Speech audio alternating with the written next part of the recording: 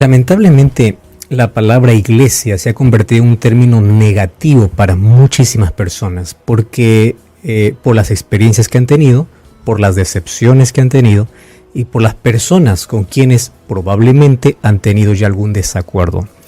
Nuestro problema serio está en que si vemos un árbol podrido, pensamos que todo el bosque está podrido. Un árbol no representa un bosque.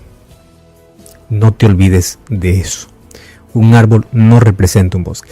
Dentro del bosque existen árboles malos, podridos, existe, pero no significa que todo el bosque está así. Entonces, cuando nosotros aprendemos a tener en claro el concepto de qué es iglesia, para qué sirve, qué me beneficia y por qué Dios la instituyó, independientemente de lo que yo pueda, de las experiencias que yo pueda tener con otros, yo voy a frecuentar, voy a continuar, porque el compromiso que hago es con Dios, porque me beneficia emocionalmente, espiritualmente y me ayuda a crecer como cristiano. Otra vez aquí haciendo un refuerzo especial a lo que ya Aileen comentó. Hay casos específicos y especiales donde personas no pueden frecuentar la iglesia. Y claro, hay diagnósticos, hay momentos donde incluso el médico te dice es prohibido salir, la aglomeración o contagiar o ser contagiado, hay que prevenir ciertas cosas, correcto, estás enfermo, estás pasando por una situación delicada, está todo bien. Finalmente, nuestra adoración a Dios es en espíritu y en verdad. Sin embargo, muchos se escudan detrás de ese texto para poder justificar una falta de interés y compromiso con la misión que tiene la iglesia y los beneficios que ella aporta para nuestro desarrollo espiritual. Hoy queremos analizar de manera breve la razón por la cual Dios la instituyó y por qué. Ese por qué es importante. ¿Por qué es necesario que yo pueda formar parte de un grupo? ¿Correcto? ¿Tú puedes adorar en casa? Claro, ese es el deber de todo cristiano. Todo creyente entiende eso.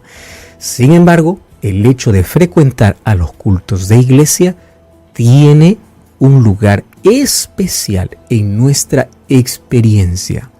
Más allá de los ritos que uno se puede perder, que fortalecen la fe, que se realizan en la iglesia, hay otros beneficios que necesitamos entender, mas eso lo entenderemos a la luz de la Biblia, porque en la Biblia encontramos diversas figuras, y las figuras que la Biblia tiene para representar a la iglesia no se trata de una persona, sino de un conjunto de personas. Entonces, partiendo desde ese punto, necesitamos estar involucrados, comprometidos y conectados con Dios y con nuestros semejantes. Es así como nos preparamos para vivir en eternidad. Si yo no puedo aprender a vivir en comunidad aquí en la tierra, ¿cómo pretendo vivir con todos los redimidos en el cielo? Esa es una de las cosas más incoherentes que uno puede pensar. Pasar la eternidad con Cristo, pero no solo es con Cristo, es con todos los redimidos. ¿Y dónde es que nosotros aprendemos y desarrollamos esa experiencia? Pues aquí en la tierra. Entonces, hablaremos un poco más a detalle de esto aquí en nuestro programa, de Hablar con Dios. Durante muchos siglos, el racionalismo siempre defendió la idea de que todas las personas inteligentes necesitaban ser seculares. ¿Cómo es esto? No concebían la idea de que una persona que sea brillante, inteligente, tenga una religión. Entonces la religión pasó a ser ridicularizada. Y una persona religiosa era tomada como un tonto, como un analfabeto o como alguien que no sabe lo que quiere y lo que tiene en la vida. Tanto que ellos creyeron de que el lado racional, lo inteligente, la inteligencia humana, los llevaría siempre a descartar a la religión, olvidando, por supuesto, que los mayores descubrimientos en la historia fueron hechos por creyentes, que se declararon abiertamente personas que ejercían fe y creían en Dios. Pero ustedes saben cómo el racionalismo llegó un momento en decir, así que se atrevió a decir, persona inteligente no puede ser religiosa. En base a eso, tú ya escuchaste que algunos todavía quedaron con esa idea que ya no es más válida hoy. Te voy a explicar cómo cambió el pensamiento del racionalista. Pero algunos todavía quedaron en el pasado diciendo, no, religión es para ignorantes, religión es para gente inculta, yo soy culto, yo soy esto, entonces yo no voy a estar en una iglesia. Pero sabes que este pensamiento cambió. Entonces, si todavía piensas en eso, tienes que actualizarte un poco. ¿Por qué razón? Porque resulta que ahora el mismo racionalismo, cuando hablo de racionalismo estoy hablando de aquella gente que proclama de que no necesita a Dios en su historia. El racionalista ahora fue al otro lado. ¿Y qué cosa es lo que proclama el racionalismo? Que toda persona inteligente necesita ser espiritual. Ahora, yo quedo realmente sorprendido por la manera y la sutileza como el diablo puede manejar una mente para colocar conceptos agradables a los oídos que tienen un trasfondo peligrosísimo. Entonces, ¿cuál es la idea? Persona inteligente no necesita desechar religión, pero no necesita tener una religión. Lo que necesita es ser espiritual. Y el asunto de un ser espiritual está totalmente aislado y lejos de espiritualidad que dice la Biblia. Entonces, hay personas que dicen así: yo no soy religioso, pero soy una persona espiritual. ¿A qué se llama una persona espiritual? Persona espiritual se llama aquel que busca la trascendencia de la vida. ¿Cómo? No necesariamente en Dios. Entonces, una persona espiritual puede buscar conectarse, y esa palabra de conexión es muy bonita, que bíblicamente puede ser bien usada para hablar de conexión con Dios y conexión con los semejantes, pero esa palabra de conectarse ahora ha cambiado. Mucho cuidado cuando escuchamos esa palabra, hay que ver en qué contexto lo hablamos o lo escuchamos. Esa conexión con la naturaleza, haciendo de la naturaleza lo más trascendente. O sea, llega el ser humano a preferir adorar la creación que al propio creador. Entonces, detrás de eso hay frases muy comunes. Vamos en busca de buena energía, de buena vibra. Vamos a tener experiencias donde en la naturaleza, y vengan las prácticas orientales, yoga, meditación, que te lleva a ¿qué? A una conexión espiritual. ¿Con quién? No tengo idea. Pero el asunto es que te lleva a la espiritualidad. Mira cómo el enemigo aquí ha entrado de manera sutil para poder llevar a la persona del comienzo al rechazo completo de la religión, ahora un concepto diferente de religión: espiritualidad. Entonces, sería más o menos como una filosofía de la espiritualidad, donde tú necesitas tener una conexión con el mundo natural, o sea, con el medio ambiente, con tu prójimo, ¿correcto? Y contigo mismo. Con Dios ya no es tan relevante. Pero que tú estés bien así, solo contigo, con el medio ambiente y con el prójimo, ya eres considerada una persona espiritual que no necesita una religión, pero ya muestras que estás en busca de una trascendencia. Todos estos términos realmente enloquecen y son favoritos para poder escuchar para una generación que se siente más culta, ¿no? Estoy en busca de la trascendencia.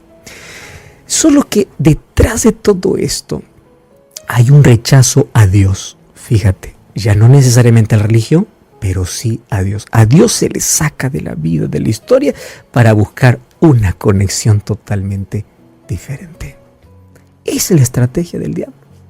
Ahora, ¿cuál es el grito de moda de nuestro tiempo? Fíjate, esta misma idea ha permeado o ha entrado en personas religiosas, pero disfrazada. ¿Cuál es la idea de la persona religiosa? Yo solo con Dios, iglesia ya no. Solo es una rama del concepto de ser una persona espiritual. Ya no necesito de una comunidad, solamente mi relación con Dios y punto. Voy a separar las cosas. Es solamente una rama del concepto de ser una persona espiritual y no tener una iglesia o formar parte de una iglesia. Entonces, últimamente hay un grito de moda. Cristo sí o Dios sí, iglesia no. Entonces uno tiende a separar. Iglesia no, Dios sí. Y sabes que esto es muy gracioso por la simple razón de la incoherencia al momento de querer tener una relación con Dios sin iglesia. Y te voy a decir por qué. Más o menos es como decir, me gustan las abejas pero odio las colmenas. Más o menos es como decir, quiero ser soldado pero no quiero estar en un ejército. ¿Te parece lógico eso? No, ¿verdad? ¿Y por qué te estoy colocando estos ejemplos? Porque estas son las metáforas que la Biblia usa cuando se habla de iglesia. Ejército. Después vamos a ver otro símbolo que tiene que ver con comunidad. Entonces yo puedo decir, Dios sí, iglesia no. Eso es incoherente. Totalmente incoherente. Para comenzar, la palabra iglesia viene del término eclesía, griego, que significa una reunión o una asamblea. Es tan relevante que en el Nuevo Testamento aparece 115 veces. O sea, la persona que dice yo quiero a Dios, no a iglesia, tiene que borrar 115 textos de la Biblia, del Nuevo Testamento. Tiene que eliminarlo porque no sirve. Y tiene que eliminar las 13 epístolas de Pablo porque tampoco servirían, porque las cartas fueron hechas para iglesias. Entonces, nosotros necesitamos tener mucho cuidado en ese concepto que, aunque esté de moda, es totalmente contrario a lo que la Biblia enseña. Ahora, voy a leerte 3 textos bíblicos. El primero ya fue mencionado, pero una vez más, permíteme leerlo. Hechos capítulo 2, versículo 47, está hablando acerca de la iglesia naciente, allí en el Pentecostés. Cuando Pedro predicó su mensaje y más de 3,000 personas fueron convertidas, o mejor, fueron bautizadas, ¿a dónde fueron ellas? Dice el versículo 47, alabando a Dios y teniendo favor con todo el pueblo, el Señor añadía cada día a la iglesia los que habían de ser salvos. No porque la iglesia los salvaba, no dice que la iglesia los salvaba, dice los que habían de ser salvos. Aquellos que recibieron la gracia de Dios eran colocados dentro de una comunidad. ¿Para qué? ¿Para qué? ¿Ya te diste cuenta que para que el fuego pueda estar vivo, necesita mucho carbón o mucha leña? Si tú sacas del fuego al carbón y lo aíslas, ese carbón, por más encendido que esté cuando está solo, dentro de un tiempo se va a apagar. Mientras que aquel que se mantiene unido a los otros, la llama continúa. ¿Qué cosa, para qué es necesaria la iglesia? Para reavivar nuestra fe, nuestra esperanza, aprender a convivir con personas imperfectas, que todos lo somos. Cuando yo digo, no voy a la iglesia porque ahí todos son así, todos son asá, yo debo hacerme una pregunta. Si todos fueran como yo, ¿la iglesia sería perfecta? Entonces, si tu respuesta es no, ¿de qué vale estar diciendo no voy por fulano de tal? Segundo texto bíblico. Hebreos capítulo 10, versículo 25. Hebreos capítulo 10, versículo 25. Dice así: no dejando de congregarnos como algunos tienen por costumbre, sino exhortándoos, y tanto más cuanto veis que aquel día se acerca. Antes del versículo 25, del versículo 25 está el 24, que dice: consideremos unos a otros para estimularnos al amor y las buenas obras. 2 cosas me enseña aquí Pablo. Número 1, ¿por qué necesito de una comunidad? Porque la manera como comunidad de creyentes nos estimulamos a expresar amor y a hacer buenas obras. Ahora, la iglesia tiene una misión específica, que es la proclamación del evangelio. Entonces, un cristiano sin iglesia no está comprometido tampoco con la misión. Y aquel que no está comprometido con la misión, ¿qué seguridad y qué certeza tengo que esté comprometido con Dios? Ahora, ¿Hubieron casos bíblicos donde las personas no fueron a la iglesia y fueron salvas? Claro, como el ladrón en la cruz.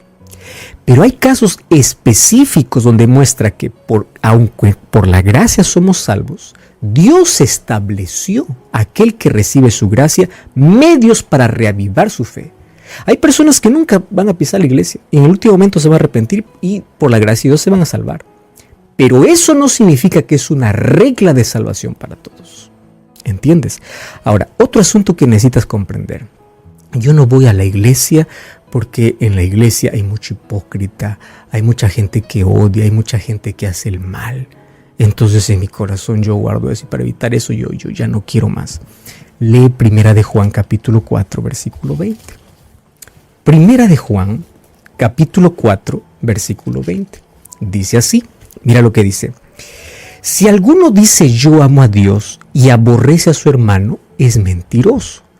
El que no ama a su hermano a quien ha visto, ¿cómo puede amar a Dios a quien no ha visto?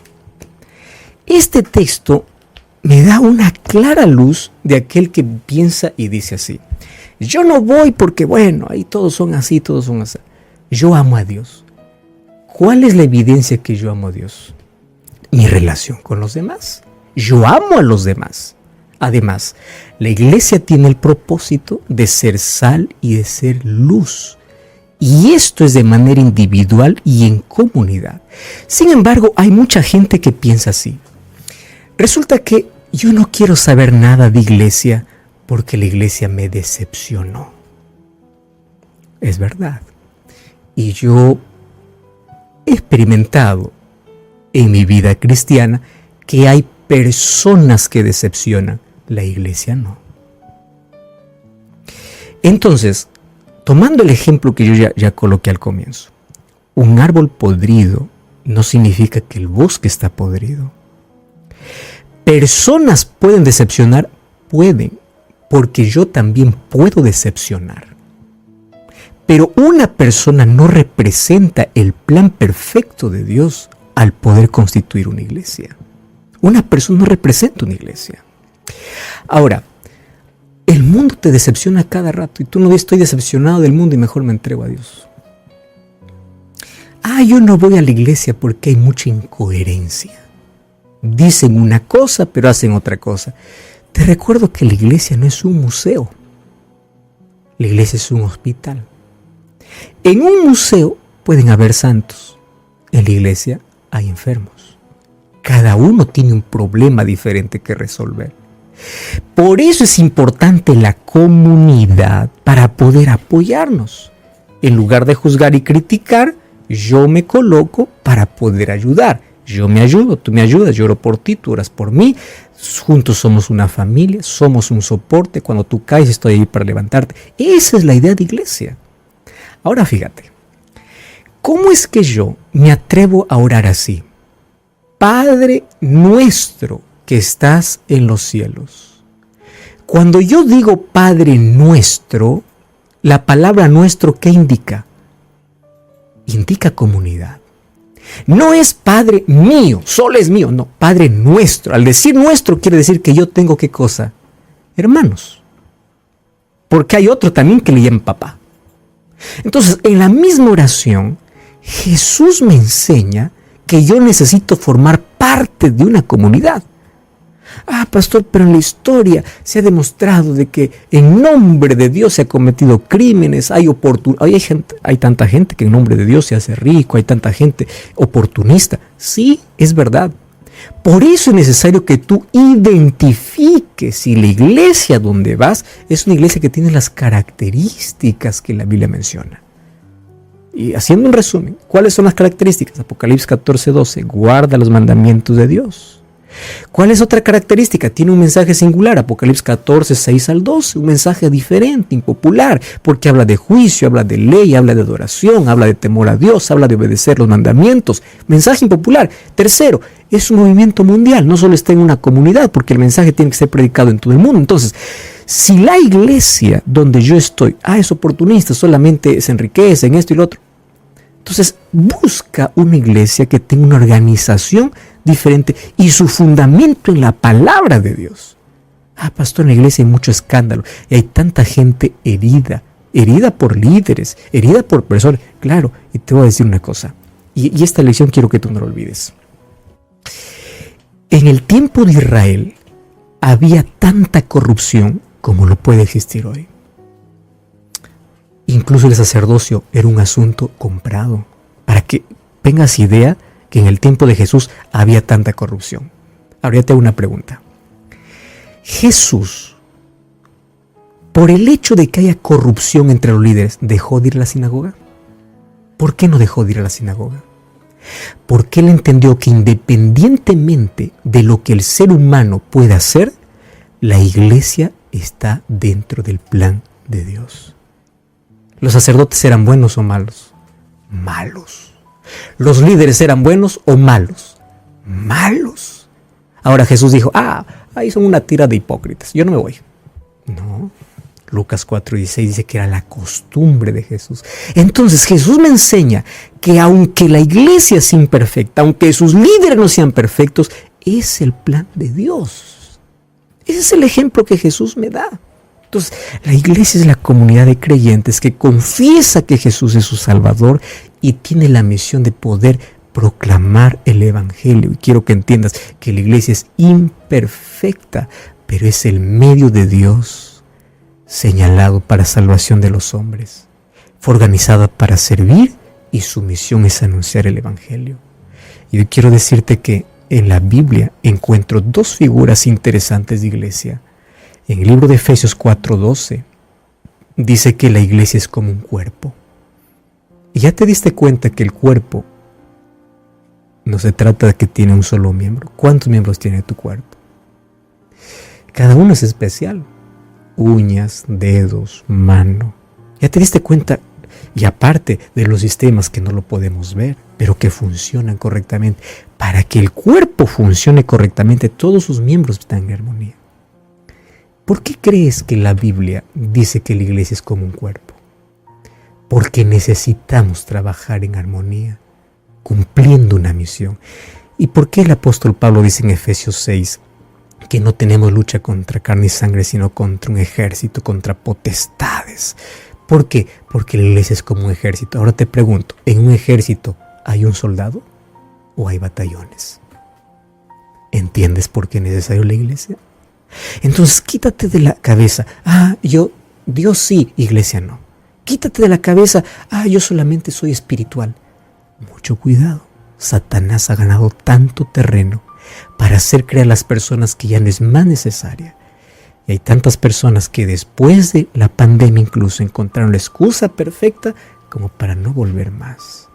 Dios la creó para reavivar nuestra fe, para hacer el soporte los unos a los otros, para cumplir la misión. Te invito a buscar la Iglesia Adventista del Séptimo Día y juntos podamos crecer y tener una experiencia linda de poder crecer como comunidad en fe y haciendo la voluntad de Dios. Ora conmigo, ahí donde estás. Gracias, Señor, por tu palabra.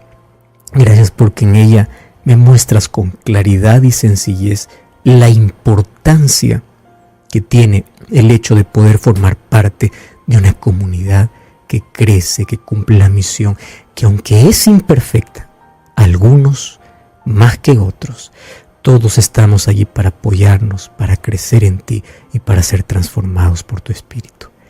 Ayúdanos a tener ese concepto claro, y ayúdanos a crecer en tu gracia y ayudar a otros para que juntos podamos compartir contigo la eternidad. En el nombre de Jesús. Amén. Amén.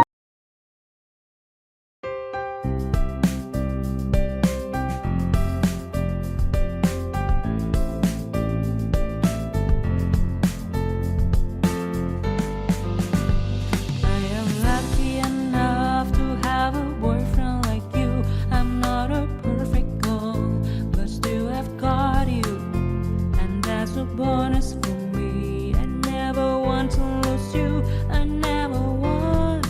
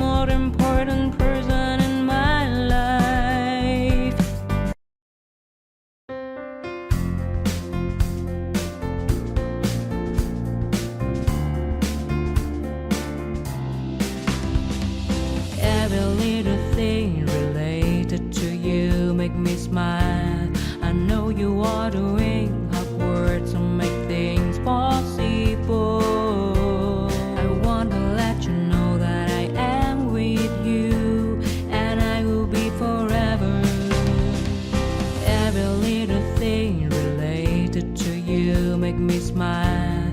I know you are doing hard work to make things possible. I want to let you know that I am with you, and I will be forever. When you talk, I want to listen to you for hours. When you are there beside me, I feel like looking at you all the time. My love for you will never really change. Just want to tell you that you mean a lot to me.